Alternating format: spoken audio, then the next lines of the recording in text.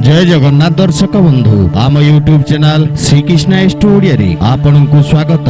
बंधुगण आज आमे जानिबा 14 मई 2020 गुरुवार दिनर द्वादश राशि राशिफल विषय रे। एही दैनिक राशिफल चंद्रंक गोचर गणना को नहीं आधारित एवं चंद्रंक गोचर गणना आम जीवन रे बहुत प्रभाव पकाई थाए। तो आसंतु जानिबा सर्वप्रथमे आजिर तिथि राशि नक्षत्र विषय रे। आज होची 14 मई 2020 गुरुवार ज्येष्ठ कृष्ण पक्ष सप्तमी प्रातः 6 घंटा 52 मिनिट गते। अष्टमी श्रवणा नक्षत्र मल प्रातः 6 घंटा 23 मिनिट गते।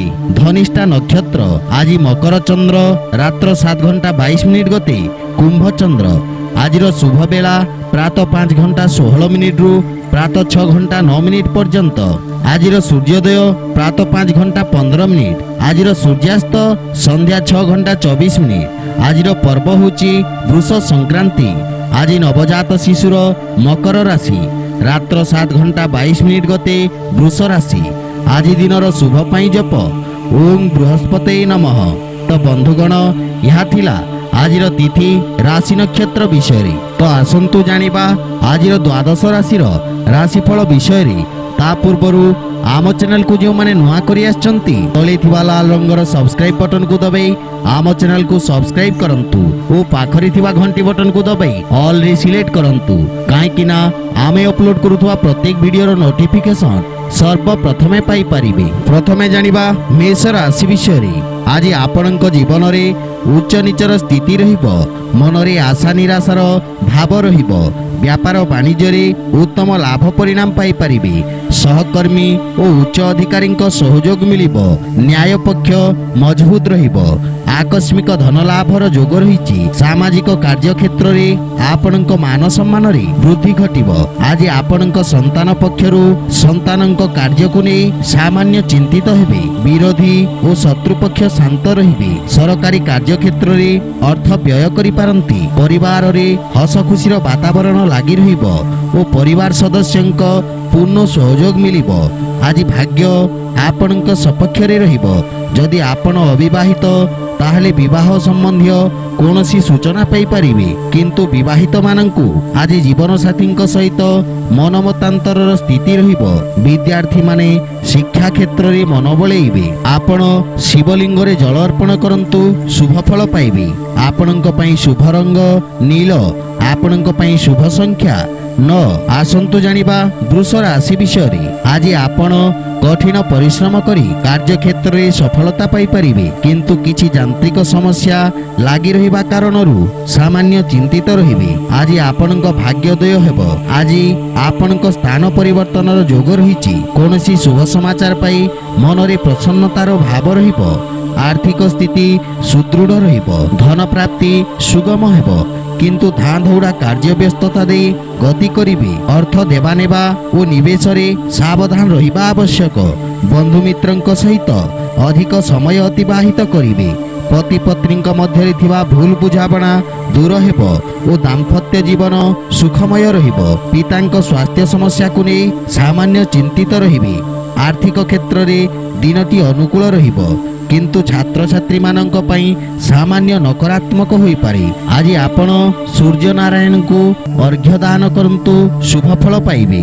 आपणक पई शुभ रंग कमला। आपणक पई शुभ संख्या 8। आसंतु जानिबा मिथुन राशि विषय रे। आज आपणक भाग्योन्नतिर प्रयास रे सफल हेबे। कार्य व्यस्तता दे गति करिबे। आकस्मिक धन लाभर जोग रहिछि। आज आपण जेउ कार्य रे यात्रा करिबे सफलता पाई परिबे। कोनोसी प्रकार पुंजी निवेश करिबा आपणक पई लाभदायक रहिबो। विवाहर योजना प्रस्तुत करि पारंती। पूर्वरु मनरे लागिथिबा दुविधा दूर हेबो। किंतु अजथा वाद विवाद और निज बाणी रे संयमता रक्षा करंतु अन्यथा मिथ्या कथा कही आपण फसी पारंती। आज आपणक पारिवारिक जीवन सामान्य रहिबो। जीवन साथी पूर्ण सहयोग आपणकु मिलिबो और तांको स्वभाव रे प्रेम और आध्यात्मिकर भाव देखा देबो। आमोद प्रमोद और मनोरंजन रे आपण अधिक रुचि रखिबे। चाकरी क्षेत्र रे पदोन्नति और नुआ पदवी रे नियुक्तिर जोग रहिछि। आज आपण भोकिला व्यक्ति को भोजन दान करंतु शुभ फल पाइबे। आपणक पई शुभ रंग लाल। ଆପଣଙ୍କ ପାଇଁ ଶୁଭ ସଂଖ୍ୟା 2। ଆସନ୍ତୁ ଜାଣିବା କର୍କଟ ରାଶି ବିଷୟରେ। ଆଜି ଆପଣ ଅନାବଶ୍ୟକ ବସ୍ତୁ କ୍ରୟ କରି ଖର୍ଚ୍ଚାନ୍ତ ହୋଇପାରନ୍ତି, ସେଥିପାଇଁ ଖର୍ଚ୍ଚରେ ନିୟନ୍ତ୍ରଣ ରଖନ୍ତୁ। ଆଜି ଆପଣ ତରବରିଆ ଭାବରେ କୌଣସି ନିର୍ଣ୍ଣୟ ନିଅନ୍ତୁ ନାହିଁ, ଅନ୍ୟଥା ପଶ୍ଚାତାପ କରିବେ। ବ୍ୟାପାର ବୃଦ୍ଧି କରିବାକୁ ଯାଇ ଋଣ କରିପାରନ୍ତି। ସାଧୁ ସନ୍ଥ ଗୁରୁ ବ୍ରାହ୍ମଣଙ୍କ ସାନ୍ନିଧ୍ୟ ଲାଭ କରିବେ। ସଠିକ ସମୟରେ କାର୍ଯ୍ୟ କରନ୍ତୁ, ଅନ୍ୟଥା କାର୍ଯ୍ୟକ୍ଷେତ୍ରରେ ଅସଫଳତାର ସାମ୍ନା କରିବାକୁ ପଡ଼ିବ। ଶାନ୍ତି ଭାବରେ କାର୍ଯ୍ୟ କରନ୍ତୁ, ସଫଳତା ପାଇପାରିବେ। ଆଜି ଆପଣ ପୂଜାପାଠ, ଧାର୍ମିକ ଆଧ୍ୟାତ୍ମିକ ଦିଗରେ ଅଧିକ ରୁଚି ରଖିବେ। ମାତା ପିତାଙ୍କ ସାନ୍ନିଧ୍ୟ ପ୍ରାପ୍ତି କରିବେ। ଆଜି ଆପଣ ଗୃହର ମନ୍ଦିରରେ ସୋରିଷ ତେଲର ଦୀପ ଲଗାନ୍ତୁ, ଶୁଭ ଫଳ ପାଇବେ। ଆପଣଙ୍କ ପାଇଁ ଶୁଭ ରଙ୍ଗ ହଳଦିଆ। ଆପଣଙ୍କ ପାଇଁ ଶୁଭ ସଂଖ୍ୟା 8। ଆସନ୍ତୁ ଜାଣିବା ସିଂହ ରାଶି ବିଷୟରେ। ଆଜି ଆପଣ ଉତ୍ତମ ସଫଳତା ପାଇବା ପାଇଁ କାର୍ଯ୍ୟ ଯୋଜନାରେ ପରିବର୍ତ୍ତନ କରିବେ। ପରିବାରରେ ଭାଇ ବା ଭଉଣୀଙ୍କ ବିବାହକୁ ନେଇ ସାମାନ୍ୟ ଚିନ୍ତା ଅନୁଭବ କରିବେ। କାର୍ପାସ, ତେଲ ଓ ଲୁହା ବ୍ୟାପାର କରୁଥିବା ବ୍ୟବସାୟୀ ମାନଙ୍କ କ୍ଷତି ହୋଇପାରେ। ପୂର୍ବରୁ ଦେଇଥିବା ବକେୟା ଅର୍ଥ ଆଜି ଆପଣ ଫେରି ପାଇବେ। ଦିନଟି କାର୍ଯ୍ୟ ବ୍ୟସ୍ତତା ଦେଇ ଗତି କରିବେ। ଆଜି ଆପଣ ଲାଭର ଅବସର ପାଇବେ। କୌଣସି ପ୍ରକାର ବ୍ୟବସାୟିକ ଯାତ୍ରା କରି ସଫଳ ହେବେ। ଅର୍ଥ ଓ ପରିବାରକୁ ନେଇ କୌଣସି ବଡ଼ ନିଷ୍ପତ୍ତି ନେଇପାରନ୍ତି। କାର୍ଯ୍ୟକ୍ଷେତ୍ରରେ ନୂଆ ଯୋଜନା ପ୍ରସ୍ତୁତ କରିବେ। ଆପଣଙ୍କ ପାଇଁ ଦିନଟି ଉତ୍ତମ ରହିବ। ଆଜି ଆପଣ ଗୋମାତାଙ୍କୁ ଖାଇବାକୁ ଦିଅନ୍ତୁ, ଶୁଭ ଫଳ ପାଇବେ। ଆପଣଙ୍କ ପାଇଁ ଶୁଭ ରଙ୍ଗ କ୍ରିମ୍। ଆପଣଙ୍କ ପାଇଁ ଶୁଭ ସଂଖ୍ୟା 6। ଆସନ୍ତୁ ଜାଣିବା କନ୍ୟା ରାଶି ବିଷୟରେ। ଆଜି ଆପଣଙ୍କ କାର୍ଯ୍ୟ ପ୍ରଣାଳୀରେ ସୁଧାର ଆସିବ। ଆର୍ଥିକ ସ୍ଥିତିରେ ଲାଭବାନ ହେବେ। ନିଜର ଜରୁରୀକାଳୀନ କାର୍ଯ୍ୟ ପୂରଣ କରିବାରେ ବ୍ୟସ୍ତ ରହିବେ। ଆଜି ନିବେଶ କରିବା ଆପଣଙ୍କ ପାଇଁ ଲାଭଦାୟକ ସାବ୍ୟସ୍ତ ହେବ।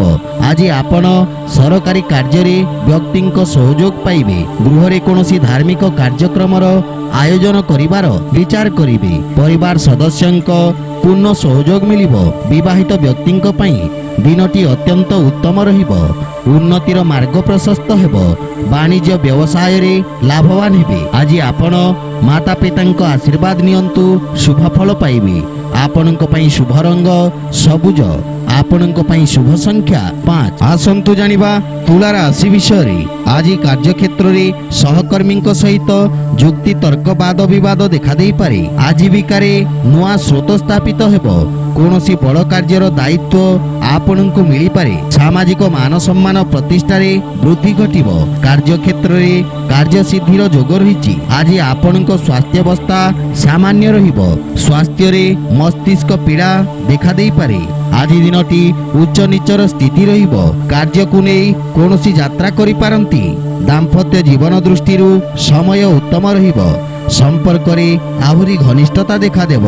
ଆଜି କୌଣସି ପୁରୁଣା ବନ୍ଧୁମିତ୍ରଙ୍କ ସହିତ ଦେଖା ସାକ୍ଷାତ କରିପାରନ୍ତି।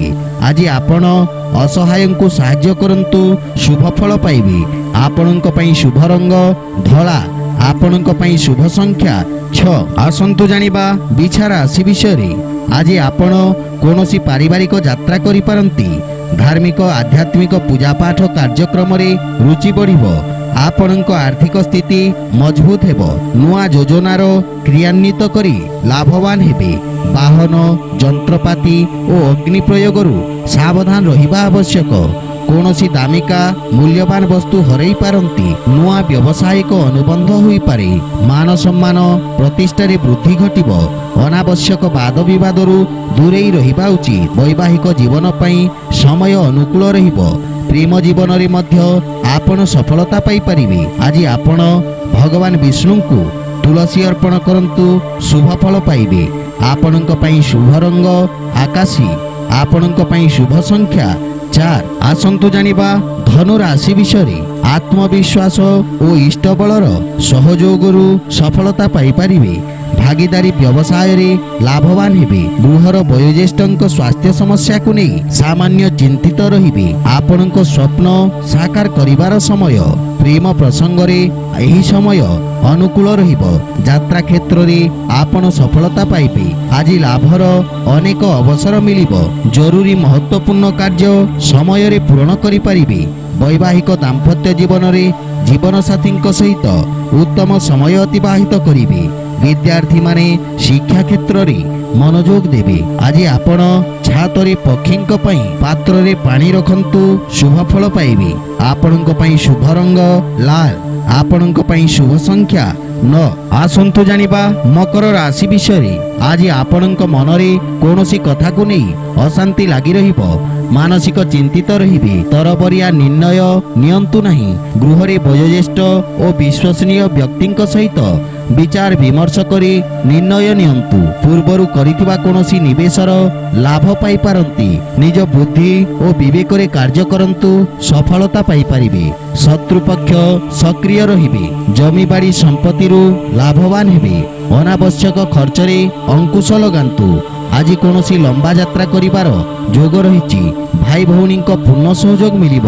ଦାମ୍ପତ୍ୟ ଜୀବନରେ ସୁଖଦ ପରିଣାମ ପାଇପାରିବେ। ଆଜି ଆପଣ ହନୁମାନ ଚାଳିଶା ପାଠ କରନ୍ତୁ, ଶୁଭ ଫଳ ପାଇବେ। ଆପଣଙ୍କ ପାଇଁ ଶୁଭ ରଙ୍ଗ କଳା, ଆପଣଙ୍କ ପାଇଁ ଶୁଭ ସଂଖ୍ୟା 8। ଆସନ୍ତୁ ଜାଣିବା କୁମ୍ଭ ରାଶି ବିଷୟରେ। ଆଜି ଆପଣଙ୍କ କାର୍ଯ୍ୟକ୍ଷେତ୍ରରେ ସାମାନ୍ୟ ସମସ୍ୟା ଦେଖା ଦେଇପାରେ।